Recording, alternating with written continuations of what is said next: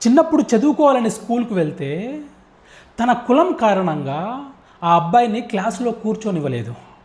అప్పుడు అతనికి ఎవరూ చెప్పలా, రే నిన్ను క్లాస్ రూమ్లోకి రానివ్వకపోతే నువ్వు కిటికీ దగ్గర నిల్చోనైనా సరే పాఠాలు విను అని అప్పుడు అతనికి ఎవరూ చెప్పలే. అంత చిన్న వయసులో అతనికి ఒక గొప్ప ఆలోచన వచ్చింది. నా జీవితాన్ని నేను మార్చుకోవడమే కాదు, నాలాంటి ఎంతోమంది జీవితాలలో నేను వెలుగు నింపాలి, ఎంతోమంది జీవితాలను నేను మార్చాలి అనే ఒక గొప్ప ఆలోచన వచ్చింది అంత చిన్న వయసులో. వెంటనే తన అవమానాలన్నింటినీ కూడా భరించి ఎంతో వివక్షను ఎదుర్కొని క్లాస్ రూమ్లోకి రానివ్వకపోయినా సరే కిటికీ దగ్గర నిల్చొని పాఠాలు విన్నాడు. ఆయనే డాక్టర్ బిఆర్ అంబేద్కర్, మన రాజ్యాంగ నిర్మాత.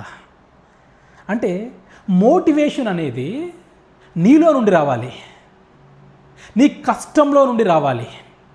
అది ఎక్స్టర్నల్గా రావాలని ఎప్పుడూ అనుకోకూడదు. ఎవరో రావాలి, నన్ను ఉద్ధరించాలి, నన్ను మోటివేట్ చేయాలి అని ఎప్పుడూ అనుకోకూడదు. అది నీలో నుండి రావాలి, నీ ఆలోచనలో నుండి రావాలి, అది ఇష్టంతో రావాలి. నీకు ఒక కష్టం వచ్చినప్పుడు, ఎస్ నాకు ఒక కష్టం వచ్చింది, దీనికి పరిష్కారాన్ని కూడా నేనే కనుక్కోగలను అని అనుకోవడమే సెల్ఫ్ మోటివేషన్. ఎస్, నువ్వు లో ఫీల్ అయినప్పుడు నీ భుజం నువ్వే తట్టుకోవాలి.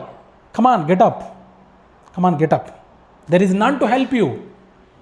నీకు సహాయం చేసేవాళ్ళు ఇక్కడ ఎవ్వరూ లేరు. నువ్వే నీ శక్తిని కూడగట్టుకొని ముందడుగు వేయాలి.